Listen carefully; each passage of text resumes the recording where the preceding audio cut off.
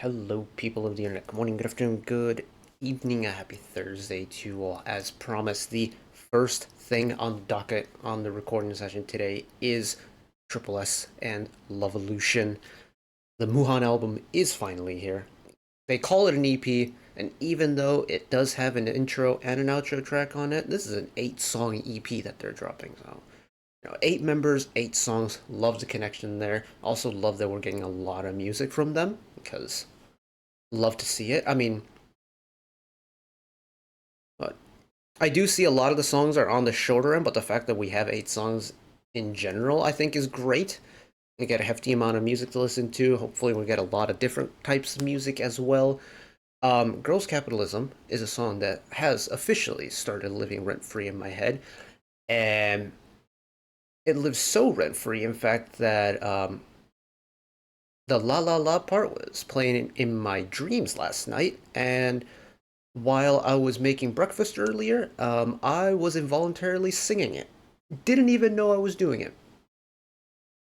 So I think it's safe to say that this, at least the title track, has really just got me in a chokehold, and I'm not upset by it at one bit. But we have 7 more songs to check out, so let us get into it. If you're new around here and you've never been with me for an album listen, just go through every single song, minus the title track. Apart from today, mainly because I've been kind of so obsessed with Girls' Capitalism, I'm more than willing to run it again. Um, but we go through every song on the album in order. We'll read the song credits, maybe delve further into see what other works they've done. We may do that after the song's over, things like that. And yeah, just every single song will get its fair attention. Timeline below is going to be chapter based off whatever song we're listening to, so if you want to skip ahead to a B-side of your choice, you're more than free to do so. But if you're here for the long haul like me, welcome aboard. Let's get started with track number 1, the intro track, the Muhan. On the Muhan album, song Muhan. Well, it's an interesting character that's being used on it. It's this Muhan character, which on YouTube has not translated very well, and it's in fact given us the numerical code for it, which is ampersand space number sign 8576 semicolon. But of course, as an intro track, intro tracks are always very interesting for me because I'm either intrigued by how it's going to connect to the rest of the album, or I'm so invested in it that I wish it's in like a full length song on its own. We'll see what Muhan is like. So here we go. Oh, written by Bad. Uh, on a few of the other songs on the album as well.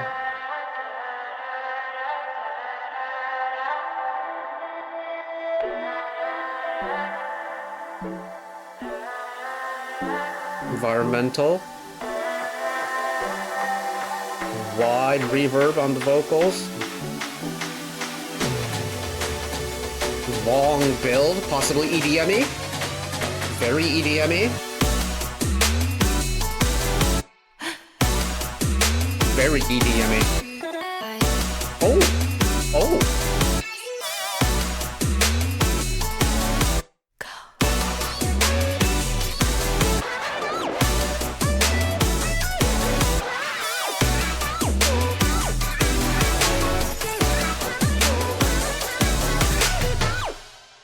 Oh, is it over already?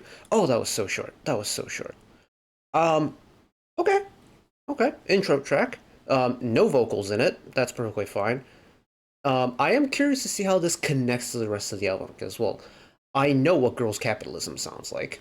Very much so. And Muhan kind of is on a different vein of EDM. Like, this is the kind of EDM music I would associate with, like, the Monster Cat Electro label from like 2014.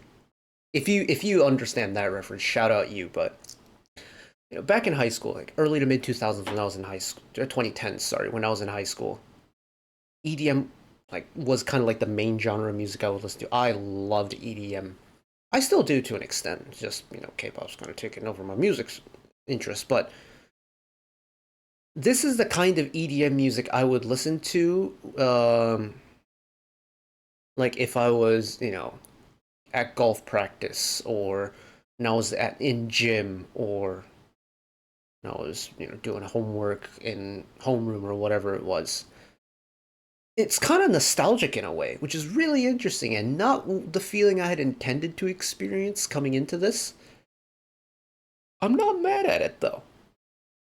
Admittedly, like this is very much my personal preference coming into play, but I would have liked maybe a little bit of like a vocal track, maybe, get like a vocal chop or two, like a member vocal chop or two. Maybe get like a narration in the build up or something. Just something that makes it like connects it directly to the LOVElution members and not just as a song that introduces the album. But that's very much a personal preference. I like a narrative or a melodic intro track because I think it introduces the artist into the project a little bit better, but no qualms apart from that one. And that's a very, very minor detail. Typically, we skip the title track because, we've usually spent time on it already. I've spent a very long time talking about the song and the MV. It was great. I still love it. In fact, I watched the MV again over lunch, and I watch other people react to it over lunch. And I find it very amusing that kind of Shimi biting the bar of soap has gotten the exact same just instant shock, like what just happened reaction from so many people. So charming. But because this song's been living rent free in my head for so long, and I know it's been like 24 hours since the song dropped, but I was just kind of want to listen to it again, vibe along to it, and just read through the song credits properly because I see some familiar names. Mentioned it yesterday. El Capitan is a legend of the game. Jonah Hall is a legend of the game. Nano and Louis from the Vendors team. Maria Marcus, Jung Jun, and of course Jaden Jong has his involvement in it as well. So yeah, let's just run the song again and go from there.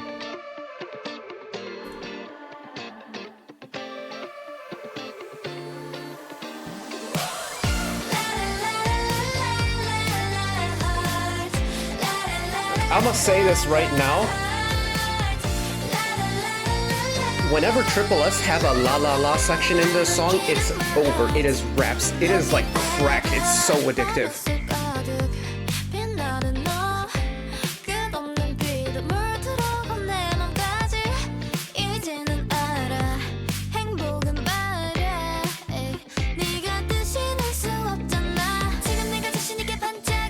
I will give the composition team this. I am so happy they decided to go with an actual electric bass instead of an 808 for the bass line because it gives it so much more character.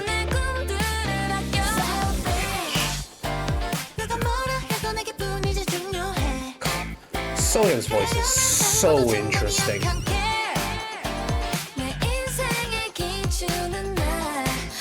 I love myself.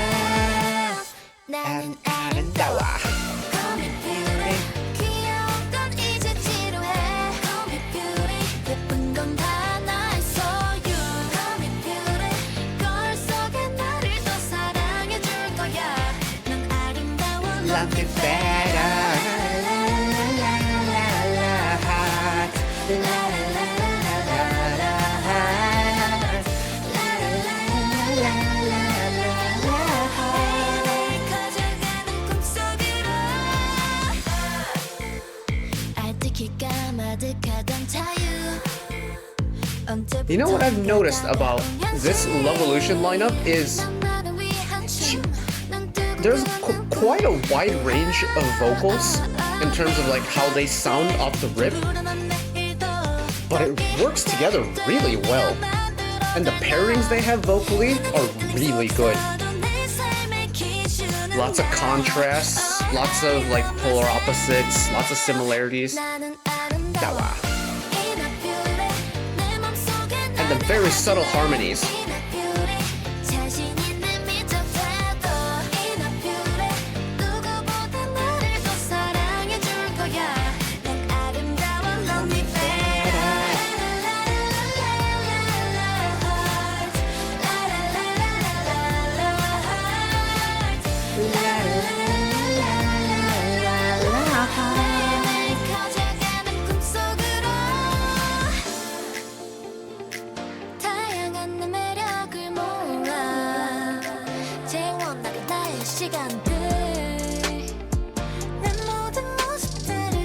I will say this, there are some voices. Oh,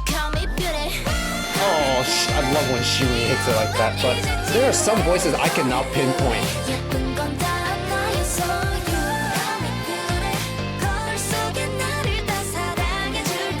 I can make out Dahyun's vocals though, and oh my gosh, the very subtle area that she maintains in her singing tone is chef's kiss.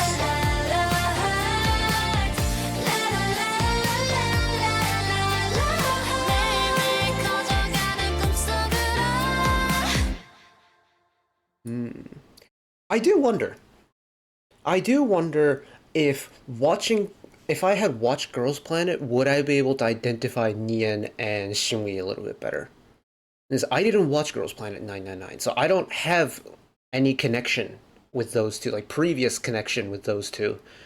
Same with the members who came, well, I don't know if there's any in here, but the members who went through My Teenage Girl, I didn't watch that either, so I don't know. Like, I didn't have prior experience before their tripleS debut. So I do wonder if that would help me identify some of the vocals, because I genuinely, for the life of me, could not figure out when Hyerin was singing, when Nian was singing, certain Soyeon parts, and Shinui, I guess? Shinui when she's doing that rapping part, especially the "You Call Me Beauty," like that final little like rap ad-lib going into the final chorus, the conviction she has in it is so solid, but that's really like the only part that I know for certain is her singing, and it kind of makes me sad because Shinui is the one that I genuinely know the least about. I think out of all 16 members right now, she's probably the one that I know the least about. And I don't know if it's like there's a lack of just signals with her in it, or it's just kind of been pushed to the back of my mind because there's been so many with Mayu recently.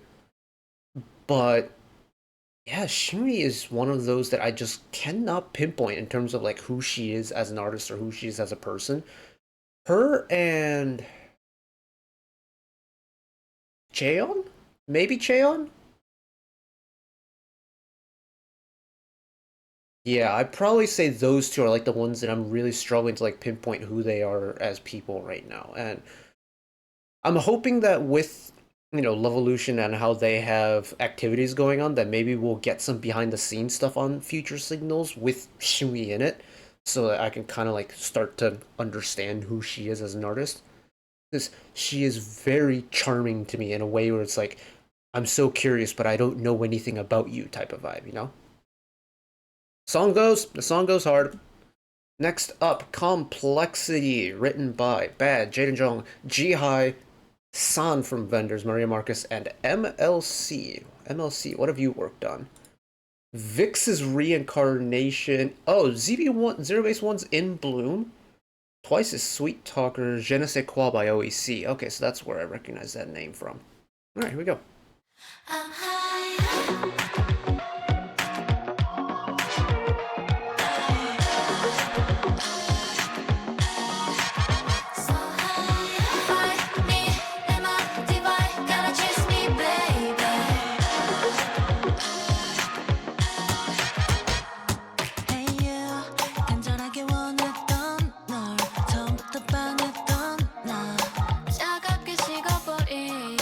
A little bit on the quiet end to start.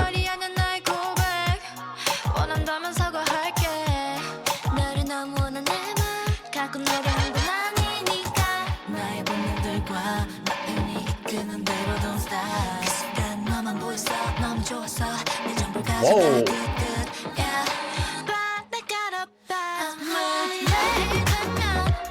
Oh, what an interesting song! Oh, it is a very complex song. Lots of things going on.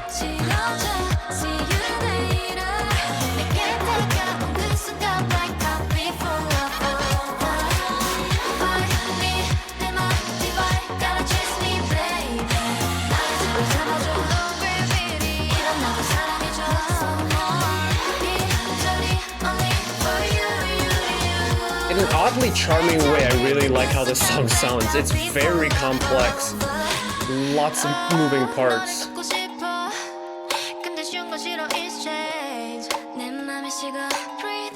Yeah, this song is far from a standard pop song for sure. The chords are so complex.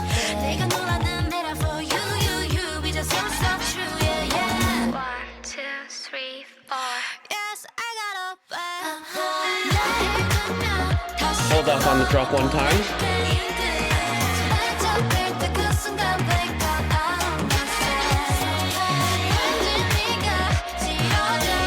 There's like so many little veins from so many different genres. Like you have the brass hits, the almost like city pop vibe. There's a little bit of synth pop in there. A lot of dissonant chords. And no final chorus or bridge at the end. Yeah, that song goes place. You know what? I've just clocked. It is an extremely appropriately titled song because this song is very complex. There's no possible way you can pinpoint one genre that this song is trying to focus on because there's so many from so many different directions, and it's busy. But here's the thing. Saying a song is busy can mean one of two things. It's busy in a good way and busy in a bad way. For me, I don't actually know where I sit with this. Because there's so many different parts of the song that I almost need to listen to it like 3-4 times to really understand the full song. Because I can then focus on one specific part of the song every single time I listen to it and then eventually put the final product together. Like, there are so many different moving parts to this song, especially in the instrumental section. And they move in a way where if you approach it thinking like you're listening to a regular old pop song, or you are in for a roller coaster of a time because it's really complex. Typically, pop songs will use 4, 6, or 8 chords maximum. That's kind of been a well-documented thing. It's a well-known thing if you know your music theory, and there's been like comedy sketches about it. Like there's a super famous comedy sketch from Australian like musical comedians that literally mash up like 50, 60 Western like pop songs in one montage because they all share the same 4-chord sequence. You cannot do that with complexity. There are so many little modified chords here and there where it's like add 9, major 6, augmented 4th or sustained 4, diminished 7. There's just little things where, say you have, a 3-note chord, like C major, C, E, and G. Boom. There's so many little extra fillers going on, like in between, above, and below it that just makes it sound busy, and it's very intriguing to listen to. Some of my favorite songs have some really complex chord sequences, and this song is no exception. It's very interesting to listen to. It's hard to follow, especially if I'm trying to like figure out how the guitar chords would go on it. I mean, like, my primary instrument at the moment has been guitar, and that's how I understand chords. Is how hard would it be to play them like in sequence on the instrument? And I can't even begin to imagine how the song would go on guitar. At least the chord sequence on guitar would go. Complexity, very nice. Black Soul Dress, track number 4. Ah. Yes, of course, Black Soul Dress.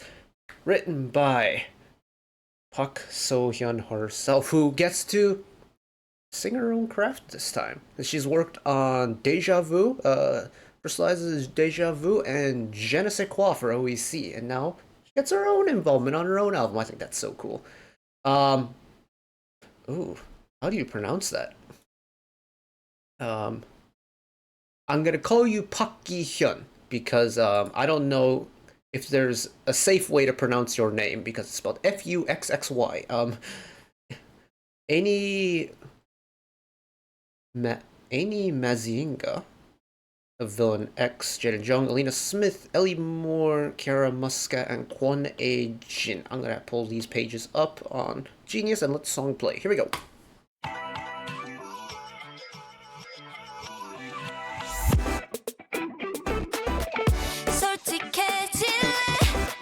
Oh, that took a turn. Hold on.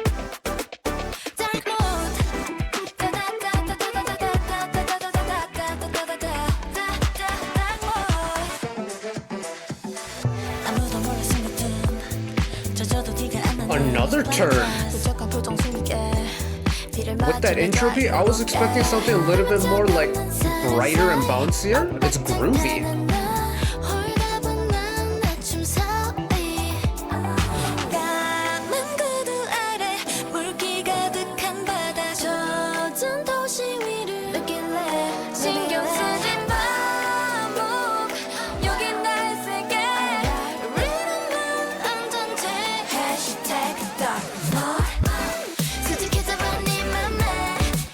Wow, they've managed to incorporate a fairly bouncy chorus into a vibey beat really well.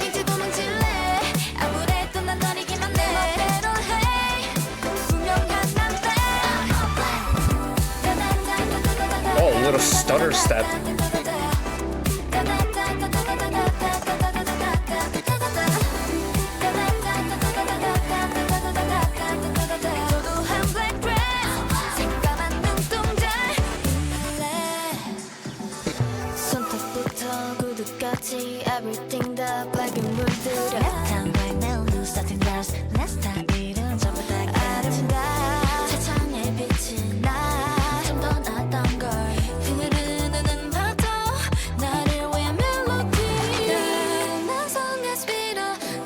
There's like three main styles of instrumental going on in this song. And somehow they all fit together. I don't know how they've done that.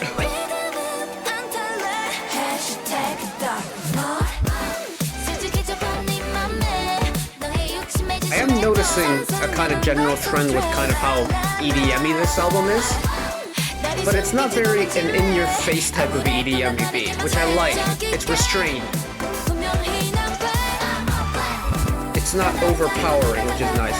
And again, we got that stutter step in the beat going into the post-chorus.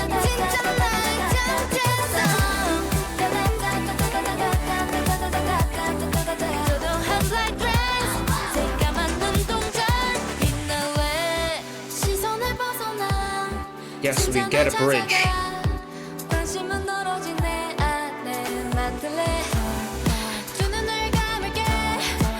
Oh. The little spoken ad-libs in the background, nice touch. Octaves.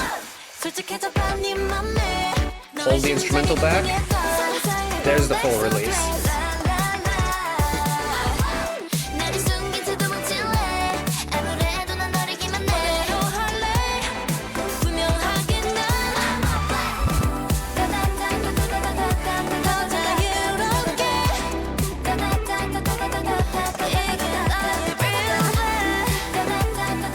Chorus ad-libs? Oh yeah.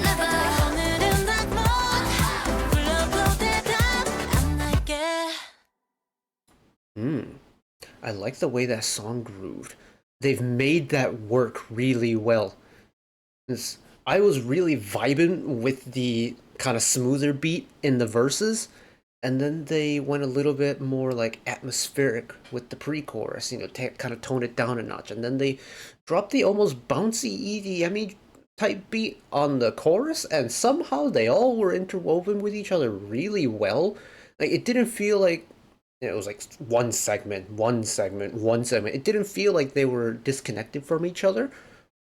And with genres that are pretty specifically like characterized, and specifically like characterized differently across the three pieces, I'm pleasantly surprised with how that final product came out to be. I also like the length of the song, a nice 3.5-minute B-side, love that.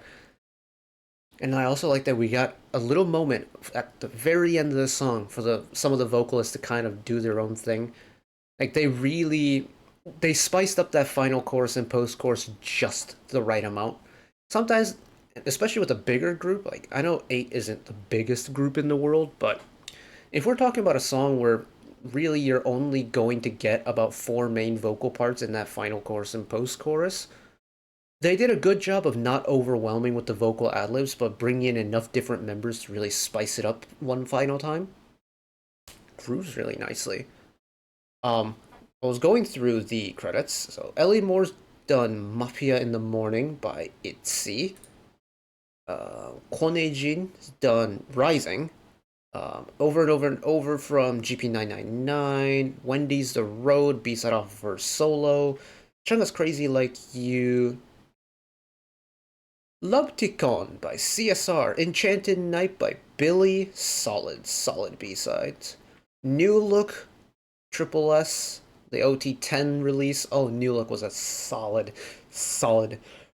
retro synth B-side. Also worked on Cherry Talk. Kiara Muscat's done a lot of Enha stuff. ITZY, Twice, Niziu. More Niziu, more Enha. Park Gi-hyun's done a lot of Chunga. Not when I say a lot, I mean a lot of Chunga. Like Batgirl, Killing Me, Flying on Face, Stay the Night, Demente, Chica, Bicycle, XXXX, Sparkling, Bad Boy, Crazy. Essentially, like 90% of their discography, like immediately is Chunga, which is kind of love that. I miss Chunga's music, man. And then Annie Mazinga's done a few Chunga stuff, a couple Idol stuff. Ilhoon, CLC, Bandit's dumb. I miss Bandit. Bandit's cool. B2B's, yeah. Dream Note's Ghost. tripleS, the OT10 release of Beam. You and I by Uja Sonyo. I kind of like that on certain songs, there's kind of a general trend as to like what artists the producer has worked with. Like Black Soul Dress very much is Chunga coded when it comes to the production team, and I think that's very cool, very neat. Also, well done, Miss Soyeon. 3 for 3. 3 for 3 on your written B-sides. Next up, track number 5, Seoul Sonyo Sound, written by Jaden Jong, Hymax, and View. Here we go.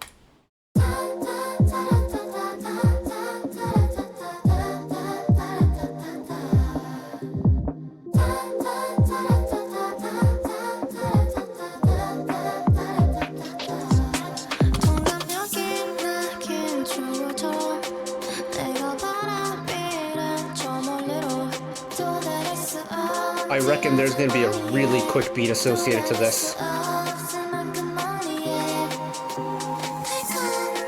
Oh, no.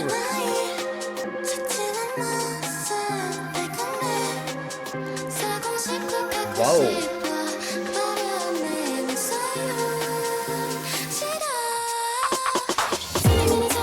There it is.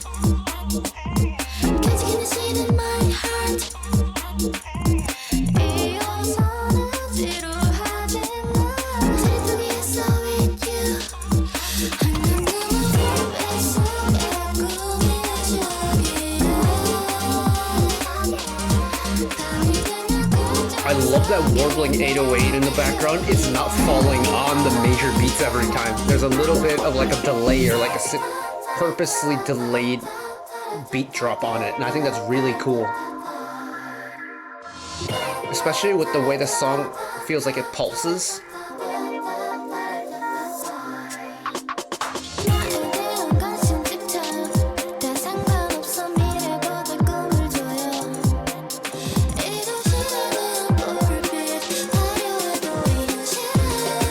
Long riser.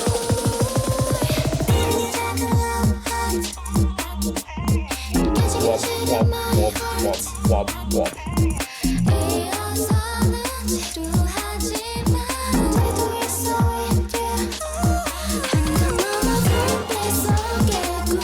It's definitely a clubbier song, but it's a little bit of a different direction than what I associate with like usually club-based music, and I kind of like it.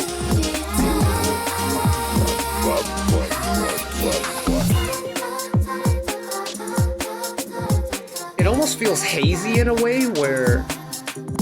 I'll explain once the song is over.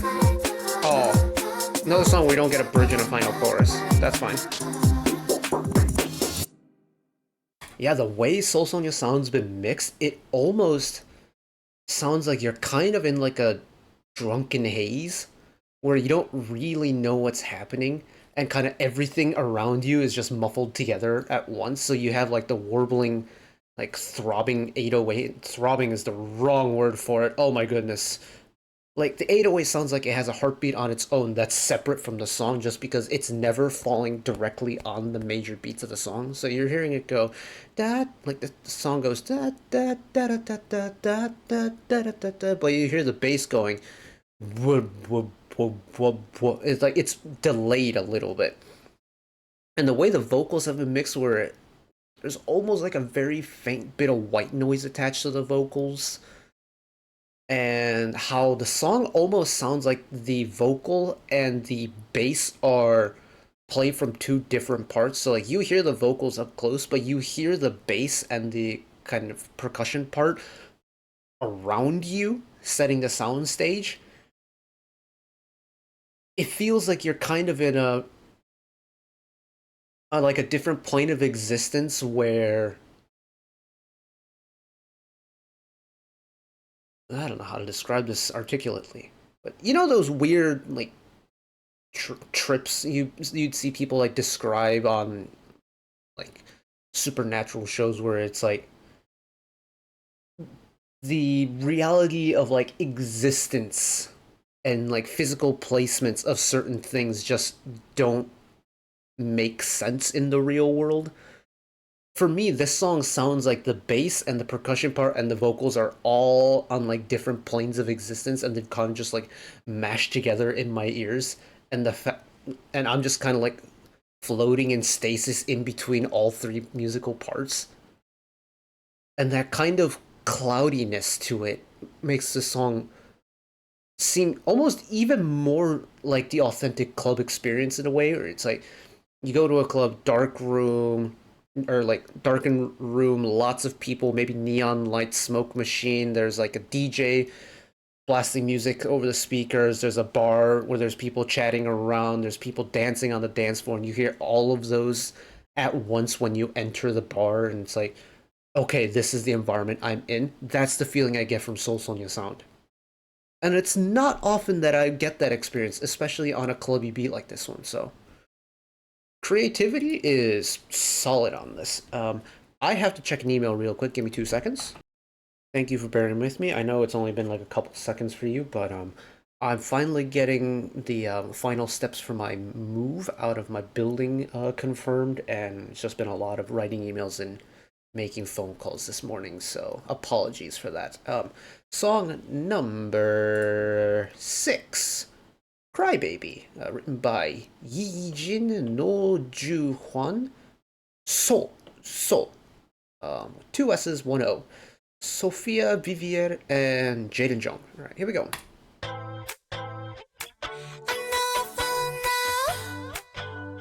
Is this gonna be summary?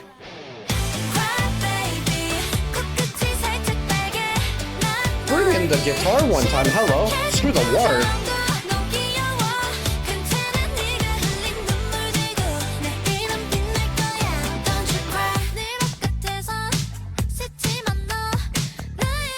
Oh, this No Ju Hwan.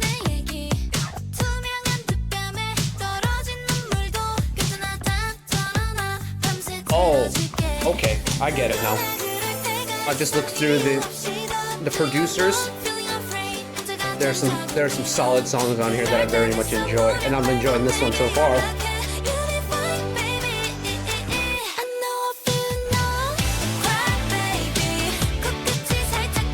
I feel like this is the most standard pop song on this album so far, but this electric guitar vibe is so perfect for it.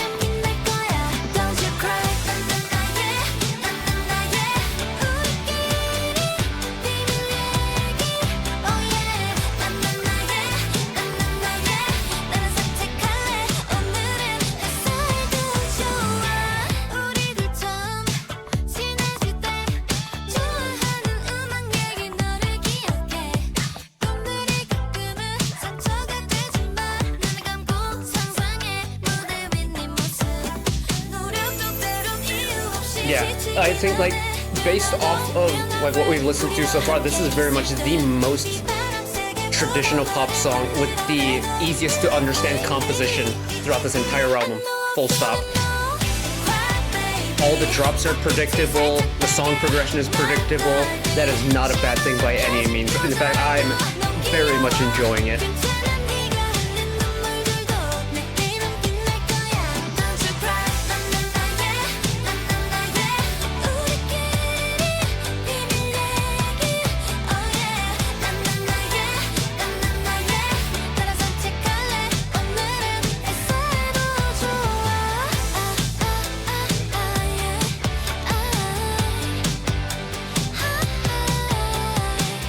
Oh, that was not the line I expected that melody to take.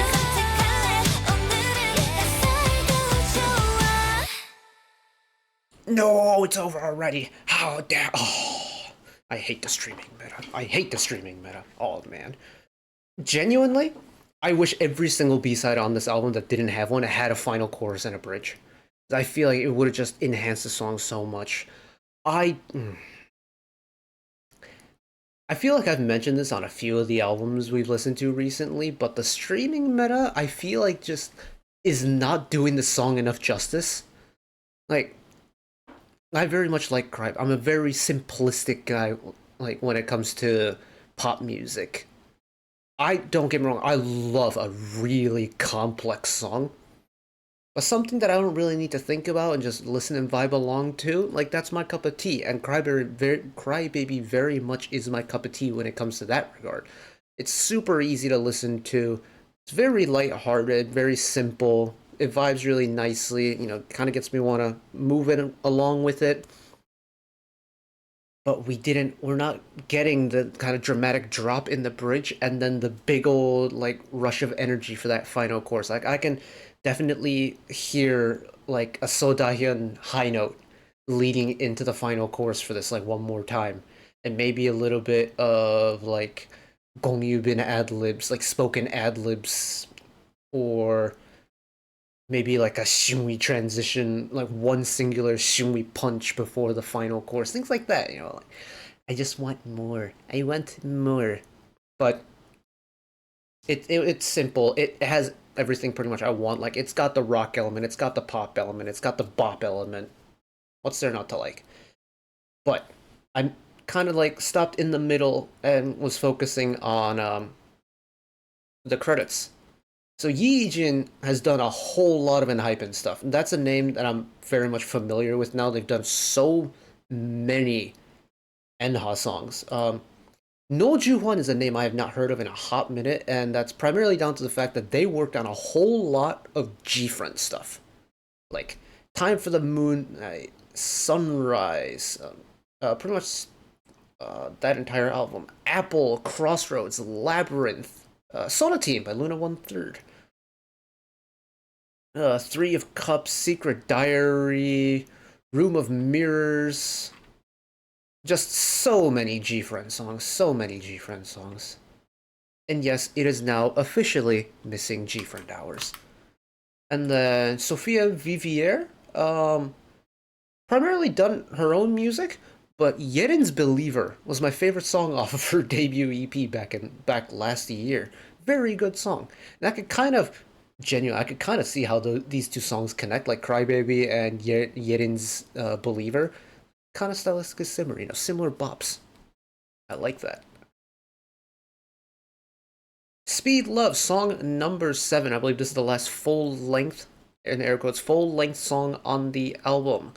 Written by Artronic Waves and Saphira K. Hey, that's a name I recognize. They were on OST Saturday back in the day. They did one of the songs for Duty After School. Hell yeah. Okay. Keep on thinking 알고 싶어 You don't hesitate 내가 좋아하는 Whoa. 반짝이는 galaxy 30-second note hi-hats was not what I expected from this.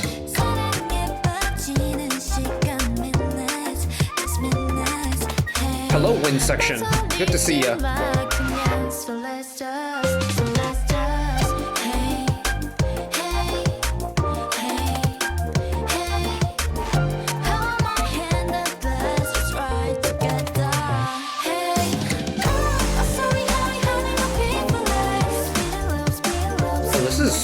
high octane.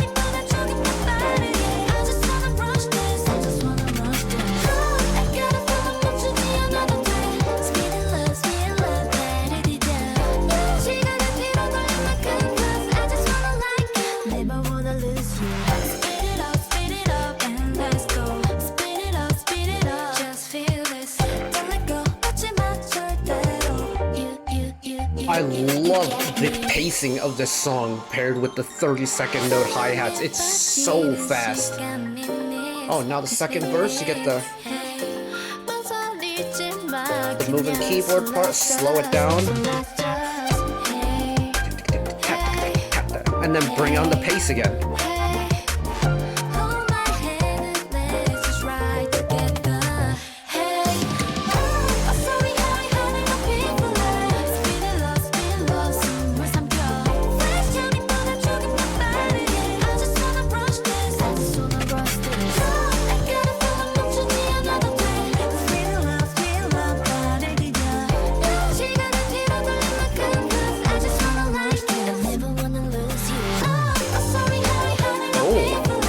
Continue the beat. Continue the beat. Continue the beat.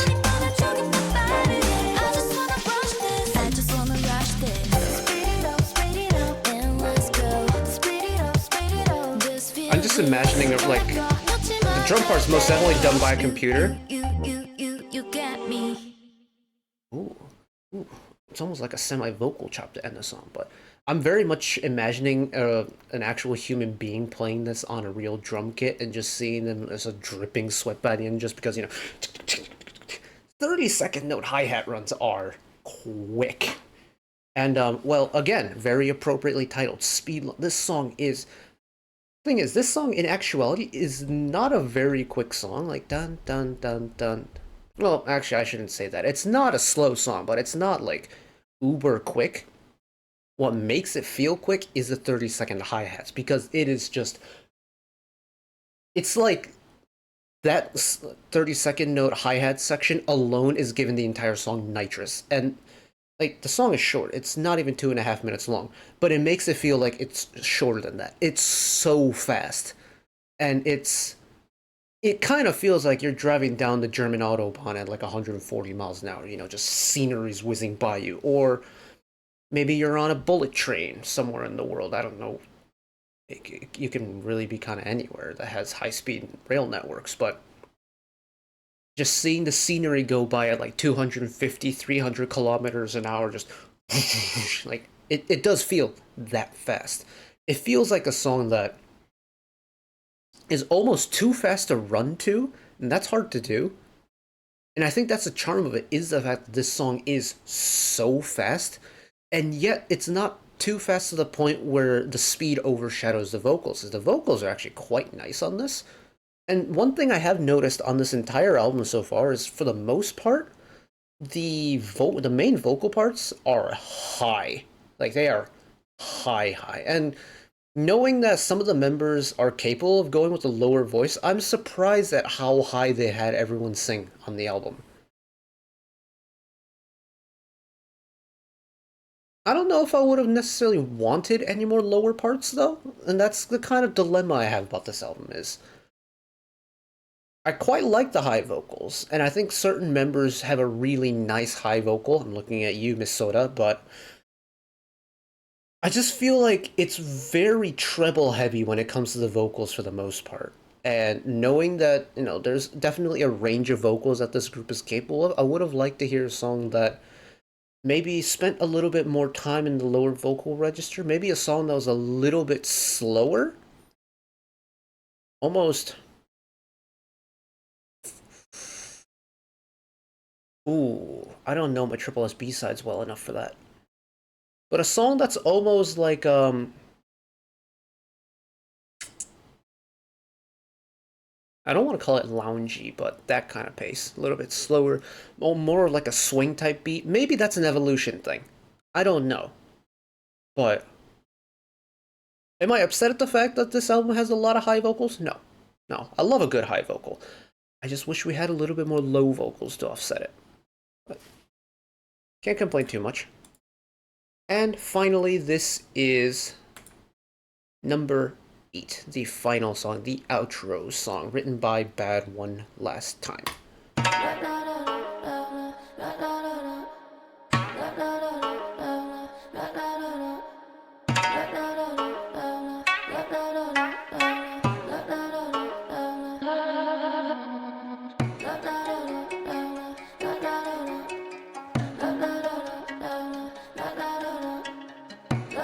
Never gonna knock a traditional instrumentation piece.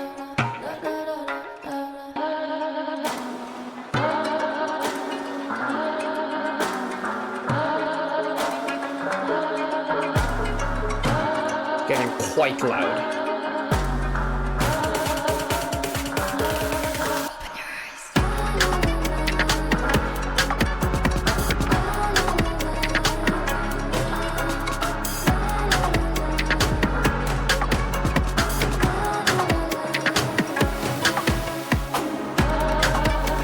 Getting even louder. Oh my goodness, this song is loud now.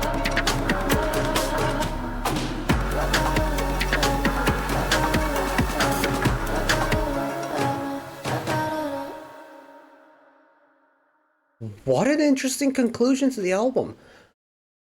I don't really know how it connects to the rest of the album, in all honesty. This is the only time we've gotten traditional instrumentation, let alone like one of the few times on the album that we got actual instrumentation from like physical instruments. Um, at the end when it picked up pace a little bit, I can see how they connected together. I wonder if this is going to be a way to bridge Evolution and LOVElution together, which has me a little bit curious. Because there's been some way where all the projects have been intertwined with each other, right? Whether it's through the MVs or through the music. Like, through the MVs, they usually tease the second, the next unit that's about to drop music in some way, shape, or form. Although we didn't get that in Girls' Capitalism, unless you count the little member features they did on when Sonyo was scrolling on social media at the beginning of the MV. And we didn't get a LOVElution version of Dimension, which I'm kind of sad about because I kind of would have liked to hear a little bit more brighter, upbeat EDM version of Dimension. And like, I know it was kind of I don't want to call it like a running gag, but I found it very amusing how they had Crystallize and Acid Angel from Asia versions of Dimension. Wait, did they have? Now I'm confused. Hold on. tripleS, where are you? tripleS. Am I completely misremembering? No, Crystallize had Dimension. The Assemble album didn't. Okay. Yeah, I feel like if this is, if LOVElution and Evolution are considered like the new subunits, I feel like we should have gotten a Dimension song. I unironically like the different remixes of Dimension. I think it's a really cool way to showcase how each group has their different sound signature.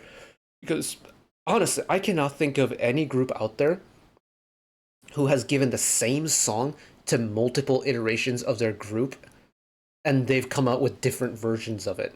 And I think that was such a cool thing they did with Crystallize and Acid Angel from Asia. And I wish they kept it going with this. But plus marks for including a little bit of traditional instruments. I always love a little bit of traditional instruments in music. It doesn't really matter where from the world it is. I find there's an extra charm, an irreplaceable charm, an unreplicatable charm about a traditional instrument.